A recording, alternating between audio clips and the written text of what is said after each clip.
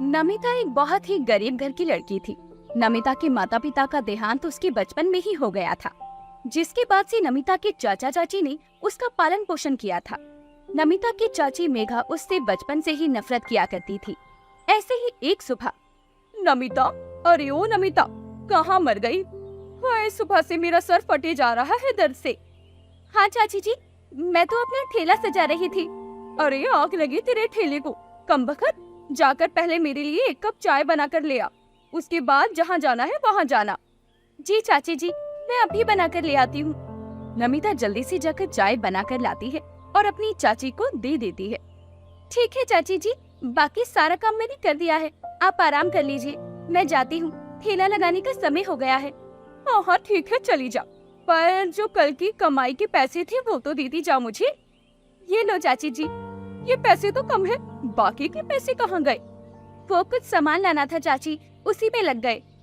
हाँ हाँ, मैं सब कुछ जानती हूँ, तेरा सामान लाना और तुझे खुद की चटोरी जीभ के साथ लगाने के लिए खर्च भी तो चाहिए होगा ना? नहीं नहीं चाची जी, ऐसी कोई बात नहीं है, मुझे सच में सामान लेकर आना था।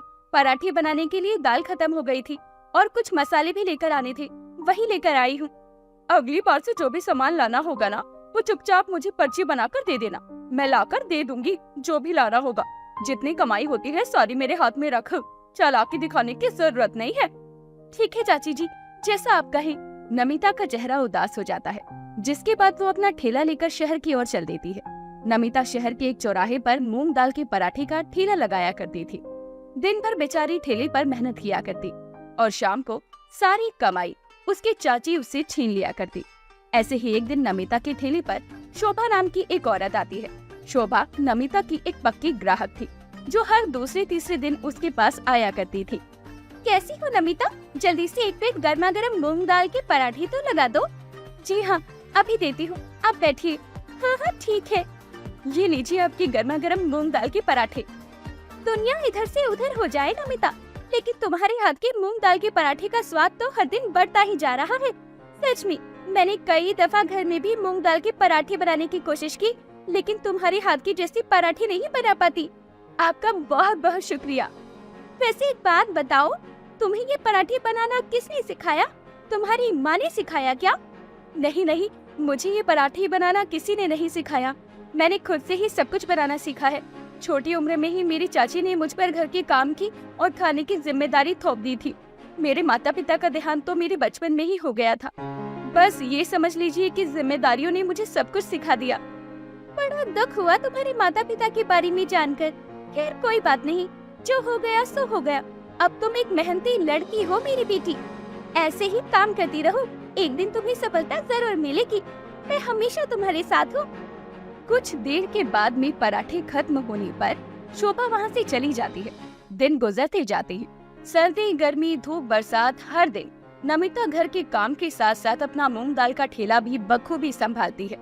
ऐसे ही एक दिन मेघा का पति हरीश मेघा से बोलता है, मेघा, अब हमें नमिता बिटिया के हाथ पीले कर देना चाहिए, अब उसकी शादी की उम्र हो गई है।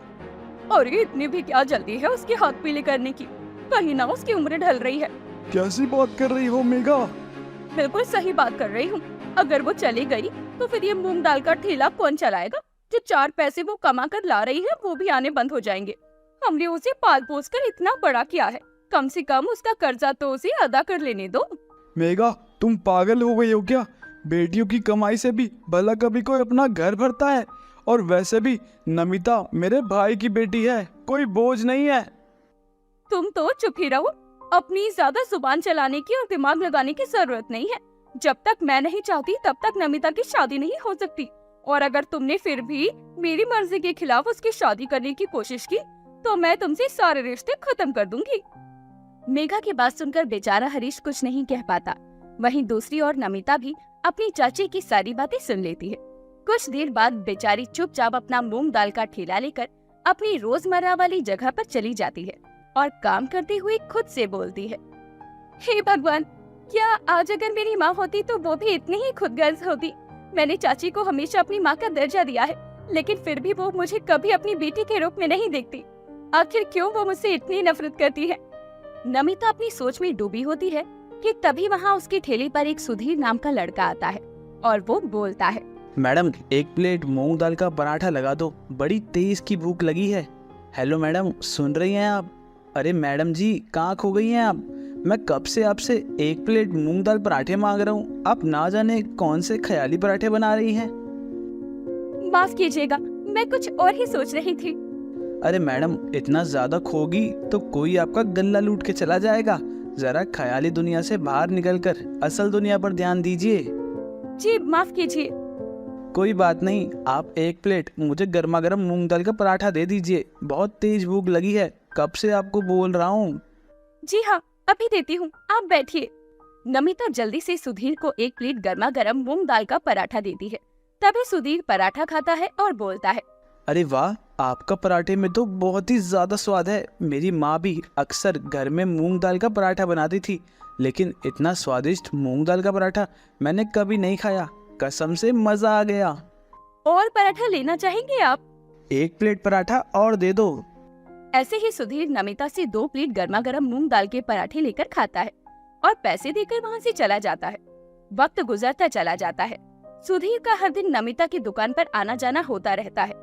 वहीं दूसरी तरफ मेघा का नमिता पर अत्याचार भी बढ़ता जा रहा था। ऐसे ही एक सुबह जब नमिता अपना ठेला लेकर घर से निकल रही होती है, तभी मेघा उसे बोलती है, अरे ओ, कहाँ जा रही है तू? चाची जी, अपना ठेला लेकर जा रही हूँ। और कहाँ जाऊंगी? कहीं जाने की जरूरत नहीं है। पर क्यों चाची जी, क्या हो गया? सारा काम तो मैंने कर दिया है। ये कपड़े देख रही है, कितने सारे पड़े हुए हैं यहाँ धोने के लिए। पहले इन सबको धो दे, उसके बाद मेरे लिए बढ़िया से दाल चावल बना दे और फिर जहाँ जाना हो चली जाना। पर चाची जी, इसमें तो बहुत ज्यादा देर लग जाएगी, ग्राहक इंतजार कर रहे होंगे। तेरे ग्राहक ज्यादा जरूरी है या फिर हम लोग? चुपचाप पहले काम कर। अपनी चाची की बात सुनकर बेचारी नमिता चुपचाप काम पर लग जाती है। सारे काम करते करते करीबन उसे दोपहर हो जाती है और दोपहर के समय जब नमिता अपना ठेला लेकर अपनी जगह पर पहुंचती है, तभी वो देखती है कि सुधीर वहाँ पर खड़ा हुआ उसका इंतजार कर रहा है। नमिता को देखते ही वो बोलता है, अरे मैडम जी, आप कहाँ गई थी? सुबह से 2 चक्कर काट चुका हूँ आपके मूंग दाल के पराठे खाने के लिए, लेकिन आप है कि आपको समय की कोई कदर ही नहीं है। जी ऐसी बात नहीं है, मेरे घर पर कुछ जरूरी काम था, बस इसी वजह से देरी हो गई। अब आप बस 10 मिनट रुकिए, मैं अभी आपके लिए गर्मा गर्म मूंग दाल के पराठे बनाकर देती हूँ। नमिता जल्दी से सुधीर को गर्मा गर्म पराठे बनाकर दे देती है, पर अपनी चाची की बातों से दुखी होने की वजह से काम करते करते उसकी आंखों से आंसू गिरने लगते हैं। तभी सुधीर नमिता को देखकर कहता है, क्या बात है, आप कुछ परेशान लग रही हैं। आप चाहे तो एक अच्छा दोस्त समझकर मुझे अपनी परेशानी बता सकती हैं, शायद मैं आपकी मदद कर सकूं। सुधीर की बात सुन नमिता उसे सब कुछ बता देती है। सुधीर कुछ नहीं कहता और वहाँ से चला जाता है। दिन यूं ही गुजरते चले जाते हैं। जहाँ एक तरफ हरीश मेघा को नमिता की शादी के लिए बोलता है, वहीं दूसरी तरफ मेघा का नमिता के प्रति अपना व्यवहार और ज्यादा कड़क होता जाता है। ऐसे ही एक दिन मेघा गुस्से में नमिता को एक जोरदार थप्पड़ लगाती है और बोलती है, कुलक्षणी डायन, तेरा नाश हो जाए। तेरी वजह से हरीश, मेरा पति, मुझसे लड़ रहा है। पैदा होते ही तू अपने माता पिता को खा गई, उसके बाद तेरी सारी जिम्मेदारी ना चाहते हुए भी हमारे ऊपर आ गई। अब मेरे और मेरे पति के बीच में विवाद हो रहा है। तेरी जैसी बच्चन को हमारे घर में रहने का कोई हक नहीं है। अभी की अभी दफा हो जाए यहाँ से। चाची जी, आप ऐसा क्यों कह रही हैं? मैंने ऐसा क्या किया? इतना गुस्सा क्यों कर रही हैं आप? गुस्सा नहीं करूँ तो क्या करूँ? तेरी वजह से मेरे घर में इतना ज्यादा विवाद हो रहा है। दफा हो जा मेरे इस घर से और फिर कभी मुझे अपनी शक्ल मत दिखाना। इतना कहकर मेघा जैसे ही नमिता को गुस्से में बाहर निकालने लगती है, तभी वहाँ पर उसके सामने सुधीर और शोभा खड़े हो जाते हैं और शोभा मेघा को संभालती हुई बोलती है, बस बेटा, बस आज से तेरे सारे दुखों का अंत हो गया है। इन लोगों को तेरे मूंग दाल के पराठे की और तेरी कोई कदर नहीं है। पर मैं जानती हूँ कि तू सिर्फ बेटी नहीं बल्कि एक हीरा है, जो जिस घर भी जाएगी उसे खुशियों से भर देगी। अरे आप कौन है और होती कौन है ऐसा कहने वाली? आप हमारे घर के मामले में राय क्यों दे रही हैं? जो प्यार आप नहीं दे सकी नमिता को, वो प्यार मैं उसे दूंगी। पहले तो मैं नमिता की बस एक ग्राहक थी, लेकिन अब मैं उसकी माँ बनूंगी और ये मेरा बेटा सुधीर अपने बेटे की शादी नमिता से करूंगी। और अब से नमिता मूंग दाल का ठेला नहीं लगाएगी, बल्कि एक अच्छे रेस्टोरेंट में बैठकर आराम से मूंग दाल के पराठे बनाएगी। इतना कहकर शोभा नमिता को अपने साथ ले जाती है। उस दिन के बाद से नमिता का जीवन पूरी तरह से बदल जाता है। थोड़े ही वक्त में शोभा नमिता और सुधीर की शादी करवा देती है और शादी के बाद नमिता एक बहुत अच्छे मूंग दाल के पराठे का रेस्टोरेंट चालू करती है और अपने ससुराल और रेस्टोरेंट दोनों की जिम्मेदारियां अच्छे से संभालती है। सज्जनपुर गांव में रहने वाले विवेक और अंजनी की आर्थिक हालत बहुत ज्यादा खराब हो रही थी। विवेक मजदूरी का काम किया करता था, लेकिन अब उसे वो काम मिलना भी बंद हो गया था, जिसके चलते एक दिन अंजनी विवेक से बोलती है, विवेक जी, अगर ऐसा ही चलता रहा तो हम सारा साल कैसे काटेंगे? मैं क्या करूं अंजनी, कई जगह काम की बात कर चुका हूं, लेकिन कहीं काम मिल ही नहीं रहा है। काम तो नहीं मिल रहा, बात समझ में आती है, लेकिन अब हम क्या करेंगे? मैं सोच रहा हूं कि अब मैं मजदूरी ना करके अपना कोई व्यापार शुरू कर दूं। व्यापार तो शुरू कर दे, लेकिन उसके लिए भी तो पैसे चाहिए जो हमारे पास है नहीं। मैं जानता हूं, मैंने अपने मित्र से बात की है, उससे थोड़ा पैसा उधार मिल जाएगा, लेकिन समझ नहीं आ रहा कि व्यापार किस चीज का शुरू करूं। जी, जितना मैं जानती हूँ तो आज के समय में खाने का व्यापार ही सबसे ज्यादा सफल हो रहा है। अच्छा, यह बात है, तो हम फिर खाने का ही व्यापार शुरू करते हैं, लेकिन खाने में हम बनाकर क्या बेचेंगे? जी, इसके लिए हम कल एक बार गांव का दौरा लगाने चलेंगे और देखेंगे कि गांव में सबसे ज्यादा क्या बिक रहा है और क्या नहीं। ऐसे ही बातें करते करते दोनों पति पत्नी खाना खाते हैं और फिर आराम से सो जाते हैं। अगले दिन विवेक और अंजनी दोनों गांव भर में पैदल घूमते हैं और सभी खाने वाले ठेले के बारे में जानकारी एकत्रित करते हैं। कुल मिलाकर अंजनी को समझ में आता है कि गांव में ज्यादा मीठे व्यंजन जैसे जलेबी, रबड़ी, कुल्फी आदि जैसे ही ठेले लगते हैं। कहीं पर कुछ भी चटपटा सामान नहीं बिक रहा है। ये सब कुछ देखते हुए अंजलि विवेक से बोलती है, जी, हम ना मिर्ची के पराठे का व्यापार शुरू करेंगे। मिर्ची के पराठे? ये कौन खाएगा अंजनी? सब खाएंगे।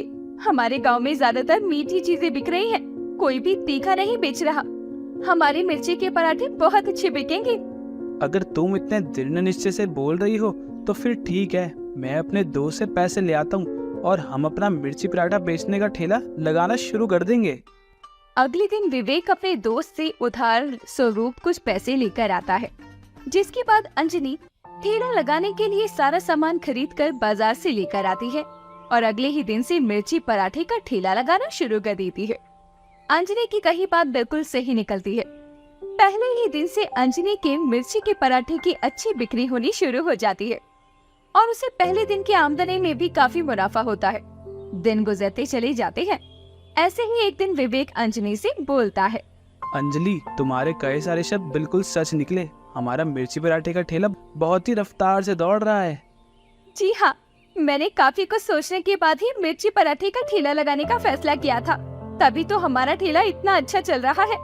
बस भगवान की कृपा हम पर ऐसी ही बनी रहे तो हमारे हालातों को सुधरते हुए ज्यादा वक्त नहीं लगेगा।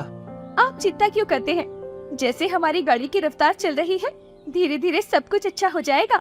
वैसे मैंने भी तुम्हारे हाथों का मिर्ची पराठा खा कर देखा है और सच में तुम्हारे हाथों के मिर्ची पराठों में बहुत ही ज्यादा स्वाद है। दोनों पति पत्नी बातें कर ही रहे होते हैं कि तभी ठेले पर बहुत सारे ग्राहक आ जाते हैं और दोनों पति पत्नी मिलकर सभी को मिर्ची पराठे सर्व करते हैं। शाम हो जाती है और अंजनी और विवेक दोनों घर आ जाते हैं और दिन भर की कमाई के पैसे गिनते हैं। विवेक सारी आमदनी में से कुछ पैसे भगवान के नाम से निकालकर मंदिर में रख देता है और आराम करने के लिए चला जाता है। लेकिन अंजनी अपने संभाल कर रखे हुए बाकी के पैसों को देखती है और बोलती है, आखिरकार मेरी छोटी सी कोशिश कितनी रंग लाई। अब मैं हर दिन कितना ज्यादा कमाने लगी हूँ। अब धीरे धीरे करके मैं बहुत ज्यादा अमीर हो जाऊंगी और फिर मैं अपने मिर्ची के पराठों के बहुत सारे ठेले लगा दूंगी। हर जगह, हर गांव, हर शहर में मेरे मिर्ची के पराठे फेमस हो जाएंगे। बढ़ती मशहूरियत और आमदनी के कारण अब अंजनी के दिल में लालच आ गया था। साथ ही उसे खुद के बनाए हुए मिर्ची के पराठे पर गुरूर भी होने लगा था कि उसके जैसे मिर्ची के पराठे कोई नहीं बना सकता। ऐसे ही एक दिन जब विवेक ठेले पर अंजलि की मदद कर रहा होता है, तभी एक ग्राहक मिर्ची के पराठे लेता है और उसे कुछ ज्यादा ही मिर्ची लग जाती है। वो झटपटाते हुए कहता है, कुछ मीठा खिला दीजिए, मिर्ची तो बहुत ही ज्यादा तीखी है। अगर आप मिर्ची के पराठे खाएंगे तो मिर्ची ही लगेगी ना? जी जानता हूँ, लेकिन पानी पिला दीजिए ना। अगर तीखा खाया नहीं जाता तो मिर्ची के पराठे खाने के लिए क्यों आती हो? जी मैं बहुत सुना है आपके बारे में, तो इसीलिए बस चखने के लिए आ गया। अब आप आपके खाने के चक्कर में ये जो आधा पराठा बर्बाद कर चुके हैं, इसका हम क्या करेंगे? ये कोई और ग्राहक खाएगा थोड़ी। अगर ये पराठा मैंने नहीं खाया है तो मैंने इसका दाम तो पूरा ही दिया है ना, आधे पराठे का दाम तो नहीं दिया है ना। देखिए, बहस मत कीजिए और जाइए यहाँ से। अंजलि का ऐसा रूप देखकर विवेक को बहुत अजीब लगता है और वो अंजलि से कहता है, अंजलि ये तुम क्या कर रही हो? हमारे लिए सारे ग्राहक एक समान है, तो क्या हो गया? कोई ज्यादा मिर्ची बर्दाश्त नहीं कर पाता है तो तुम ऐसे ग्राहकों की बेइज्जती नहीं कर सकती हो। जी आप तो चुप ही रहिए। जितना आप मजदूरी करके नहीं कमा पा रहे थे, उससे ज्यादा तो मैं ठेला चलाकर ही कमा चुकी हूँ। और मेरी मिर्ची के पराठे और ग्राहकों को कैसे पकाना है, अब मेरा कहने का मतलब है कि ठेले पर कैसे रखना है, मुझे अच्छे से आता है। आप तो बस नोटों को गिनिए, इससे ज्यादा कुछ नहीं। अंजलि की अकड़ दिन प्रतिदिन बढ़ती चली जाती है और उसकी आमदनी भी बढ़ती चली जाती है। अब अंजलि ठेले से एक दुकान पर आ जाती है और वो अपने पराठों के दाम भी बहुत ज्यादा बढ़ा देती है। ऐसे ही एक दिन वो एक दुकान में बैठी हुई सोचती है, मैं लोगों को मिर्ची के पराठे खिला रही हूँ, मैंने दाम भी बढ़ा दिया है, लेकिन फिर भी मैं और ज्यादा मुनाफा करना चाहती हूँ। आखिर मैं ऐसा क्या करूँ जिससे मेरा मुनाफा और ज्यादा हो जाए? काफी देर सोचने के बाद अचानक से अंजलि के दिमाग में एक तरकीब आती है और वो खुद से बोलती है, अभी तक तो मैं लोगों को हरी मिर्ची के पराठे बनाकर दे रही थी, लेकिन अब से मैं लोगों को लाल मिर्च के पराठे बनाकर दिया करूंगी। और लाल मिर्च तो वैसे भी सस्ती आती है और उसमें अन्य चीजों की मिलावट भी की जा सकती है। अब लोग स्वाद के इतने दीवाने हैं कि पराठा खाने तो वो आएंगे ही। अब मैं अपने पैसे बचाऊंगी और दोगुने पैसे कमाऊंगी ग्राहकों से। लालची मिर्ची पराठे वाली अंजलि अगले दिन से लोगों को हरी मिर्च की जगह लाल मिर्च के पराठे बनाकर देना शुरू कर देती है। स्वाद के मारे लोग लालच में पराठे भी खूब चाव से खाते हैं। इसी बीच विवेक भी किसी काम से शहर गया होता है और उसके पीछे से ही अंजलि ने सारा गड़बड़ घोटाला किया था। दिन गुजरते चले जाते हैं और लाल मिर्च खा खा कर लोगों को नुकसान होना शुरू हो जाता है। गांव के कई लोगों को पेट में अल्सर और बवासीर जैसी बीमारियां होने लगती है। कुछ दिनों के बाद में विवेक लौटता है और उसे गांव में फैल रही बीमारी के बारे में पता चलता है। तभी वो दुकान पर आता है तो देखता है कि अंजलि लाल मिर्च के पराठे बना रही है। ये देखते हुए विवेक बोलता है, अंजलि ये तुम क्या कर रही हो? तुम लाल मिर्च के पराठे क्यों बना रही हो? और इस लाल मिर्ची में भी तुम ये पता नहीं कौन सी तरह तरह की मिर्ची मिला रही हो। जब मेरा काम ही मिर्च के पराठे बनाना है तो मिर्च ही मिलाऊंगी ना, फिर चाहे लाल हो या हरी। तुम जानती हो अंजलि कि लाल मिर्च खाने से लोगों को कितना ज्यादा नुकसान हो सकता है। मैं क्या करूँ जी, मेरा तो काम है मिर्च के पराठे बनाकर बेचना। अंजलि तुम जानती हो ना कि तुम्हारे पराठे खाने के लिए सारा दिन गांव वाले लोग लाइन लगाकर खड़े रहते हैं और तुम उनकी सेहत के साथ ऐसे खिलवाड़ कर रही हो। मैं कोई खिलवाड़ नहीं कर रही हूँ। लाल मिर्च मिलाने से मुझे बचत होती है और मुनाफा ज्यादा होता है, इसीलिए मैं लाल मिर्च मिलाती हूँ और पराठे बनाती हूँ। बकवास बंद करो अंजलि। पैसों का इतना जुनून तुम्हारे सर पर चढ़ गया है कि तुम्हें और कुछ नजर ही नहीं आ रहा। इतनी लालची क्यों बन गई हो तुम? तुम्हें क्या पता कि पैसों का नशा क्या होता है? तुमने आज तक मुझे कमा कर दिया ही क्या है? अगर कमा कर नहीं दिया तो मैंने किसी का नुकसान भी नहीं किया है। तुम्हारी वजह से कितने लोग कितनी खतरनाक बीमारियों से परेशान होकर अस्पतालों में पड़े हुए हैं। उन सबकी हालत की जिम्मेदार सिर्फ और सिर्फ तुम हो। अगर जिम्मेदार हो तो भी क्या तुम क्या ही कर लोगे? तुम क्या लोगों को मना कर दोगी कि आकर मेरे पराठे ही ना खाए? लोग तो तब भी खाएंगे, पैसे तो मैं तब भी कमाऊंगी। शर्म आनी चाहिए अंजलि तुम्हें। अपने लालच में तुम लोगों के साथ कितना गलत कर रही हो, लेकिन अब मैं किसी के साथ और गलत नहीं होने दूंगा। इतना कहकर विवेक वहाँ से चला जाता है और अंजलि अपने लालच और घमंड में काम में लगी होती है। विवेक दुकान से सीधा पुलिस स्टेशन जाता है और वहाँ जाकर पुलिस को अपनी पत्नी को अरेस्ट करने के लिए बोलता है और साथ ही अपनी पत्नी की सारी कहानी भी पुलिस को बता देता है। इसके बाद वो गांव के सरपंच के पास जाता है और उन्हें भी सारी बात बताता है। सरपंच, सभी गांव वाले, पुलिस वाले और विवेक के साथ अंजलि की दुकान पर पहुंचते हैं। तभी विवेक बोलता है, लालची मिर्च पराठे वाली औरत, तुमने लोगों के साथ बहुत गलत कर दिया, लेकिन अब तुम कुछ भी गलत नहीं कर पाओगी। अब तुम्हें तुम्हारे कर्मों का हिसाब देना ही पड़ेगा। अंजलि, लोगों के साथ धोखाधड़ी करने और उन्हें घटिया मिर्ची के बने हुए पराठे बेचने के जुर्म में तुम्हारे पति ने तुम्हारे खिलाफ FIR लिखवाई है और हम यहाँ तुम्हें अरेस्ट करने के लिए आए हैं। ये आप क्या कह रहे हैं? मैंने कोई धोखाधड़ी नहीं की है। अरे मेरा पति तो मेरी कमाई से जलता है, इसीलिए आप लोगों को झूठ बोल रहा है। हद होती है झूठ बोलने की। अंजलि, कम से कम अब तो अपनी सच्चाई को कबूल कर लो कि यह सारी गलती तुम्हारी है। तुम्हारे खाने की वजह से लोग बीमार हुए हैं। सर, आप मेरी पत्नी की दुकान की तलाशी लीजिए। अपनी टीम के साथ इंस्पेक्टर पूरी दुकान की छानबीन करता है, जहां उन्हें कई तरह के एक्सपायर मिर्ची के पैकेट, साथ ही बिल्कुल घटिया क्वालिटी की मिर्ची भी रिसीव होती है।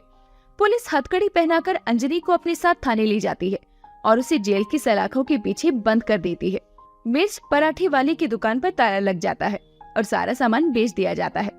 अंजलि की लालच से कमाई हुई अब तक की सारी कमाई सभी बीमार हुए लोगों के इलाज में लगा दी जाती है और लालची अंजलि का सारा घमंड टूटकर चकनाचूर हो जाता है। अब ना तो उसके पास व्यापार बचा था और ना ही सर उठाकर चलने की इज्जत बची थी।